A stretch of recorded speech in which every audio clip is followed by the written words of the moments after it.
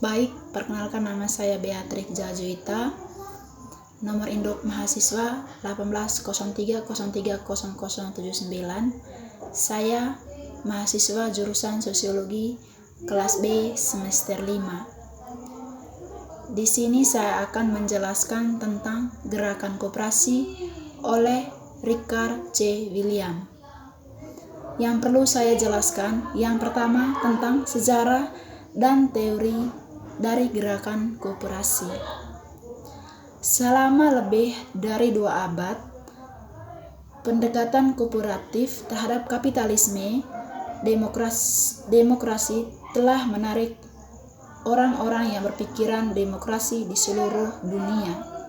Sebagian besar kooperativisme telah berkembang. Gerakan koperasi telah mengubahkan kehidupan jutaan orang di seluruh dunia. Pembentukan koperasi di Amerika Serikat menyelamatkan ribuan pertanian dari krisis perbankan pada tahun 1980-an. Koperasi dengan akar Eropa pada abad ke-18 dan ke-19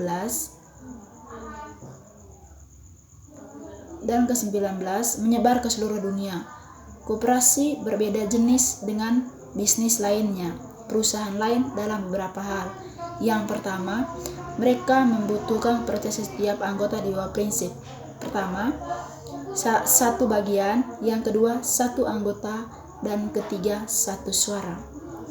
Tetap relatif, bebas dari pemerintah dan intervensi luar lainnya. Yang kedua, membandingkan kerjasama, persaingan, dan upaya individu. Cyprien Agne pernah mengucapkan, sebuah masyarakat yang tidak kompetitif akan mewakili pengalaman yang hambar. Lautan orang yang tidak berprestasi, kemunduran psikolog, seseorang ke dalam kepompong keamanan palsu, dan kesederhanaan yang memuaskan diri. Maksud dari perkataan Cyprien Agne tersebut adalah, dalam dunia kapitalis Barat saat ini, para ekonom klasik mendasarkan teori dan model pada asumsi bahwa persaingan selalu menjaga keseimbangan harga. Kekuatan pasar bebas, jika dibiarkan tidak terkendali oleh badan pengatur, pada akhirnya akan membawakan keseimbangan dan ekualitas bagi semua pemain, kata mereka. Lebih dari 1000 peneliti yang membandingkan kerjasama dan persaingan melakukan selama abad terakhir. Kebanyakan dilakukan dalam 30 tahun terakhir ini. Yang kedua, model ekonomi standar dan globalisasi.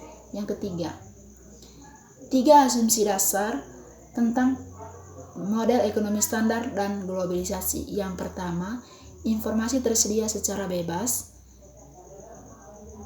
setara dan bersama untuk semua penawar. Yang kedua, semua pembeli memiliki kesempatan yang sama untuk menawar di pasar. Yang ketiga, jika tidak dibatasi oleh kontrol pemerintah atau perusahaan, maka pasar akan menyebabkan ekonomi tumbuh. Dari data yang disurvei, kita harus menyimpulkan bahwa asumsi tersebut jarang atau jika pernah tidak memuaskan.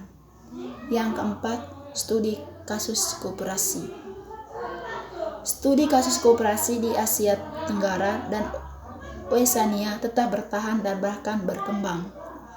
Keberlangsungan hidup ini sebagian besar disebabkan oleh kemampuan koperasi untuk melibatkan orang-orang pada tingkat masyarakat paling bawah dalam pertumbuhan ekonomi mereka. Mereka sendiri dan dalam peningkatan kualitas hidup.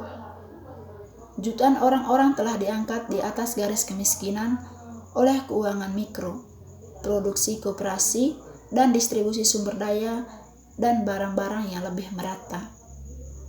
Tidak ada bencana alam globalisasi ekonomi yang rakus atau pemerintah yang bermusuhan yang mampu menghentikan gerakan tersebut.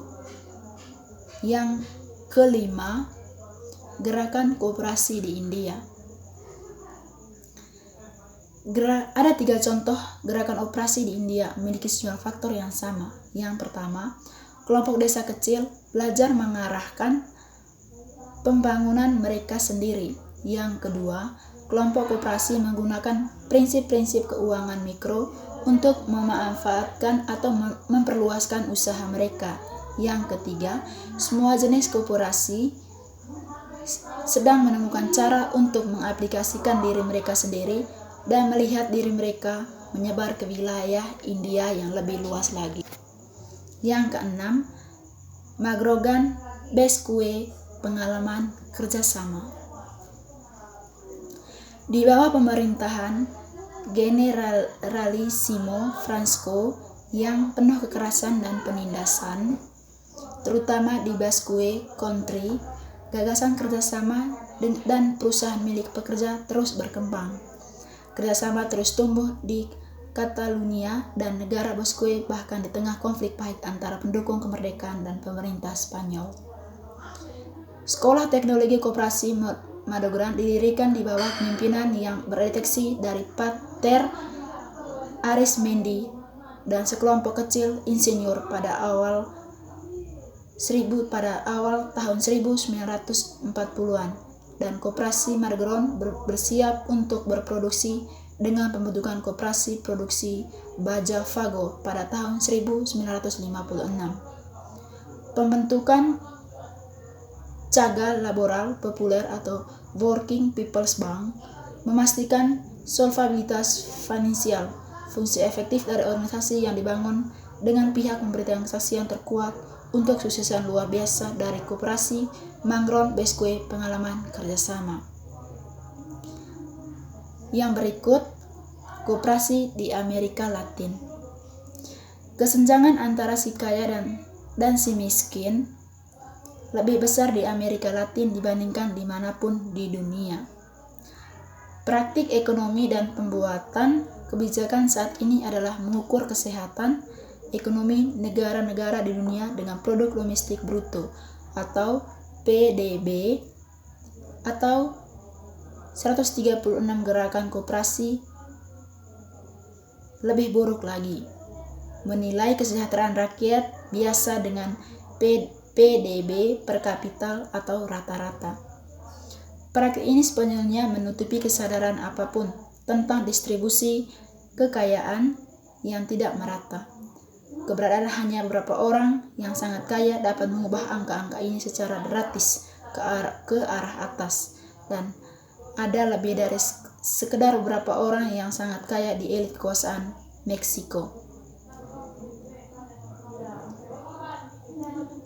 Ada seorang filsuf mengatakan bahwa PDB per kapita telah meningkatkan berapa poin persentase sejak lembaga NAFTA mengaburkan fakta bahwa sejak NAFTA orang miskin menjadi semakin miskin dan yang luar biasa menjadi luar biasa.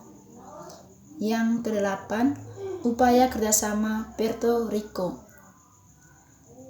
Posisi paling timur Puerto Rico di antara ke-10 kabinet di Granger Antilles kontribusi pada pentingnya sumber daya dan kepemimpinan dalam perdagangan baik utara dan selatan maupun timur dan barat. Pulau ini telah menjadi favorit penjajah dan bajak laut selama berabad-abad. Kolonisasi oleh Spanyol pada akhir abad ke-15 dan awal abad ke-16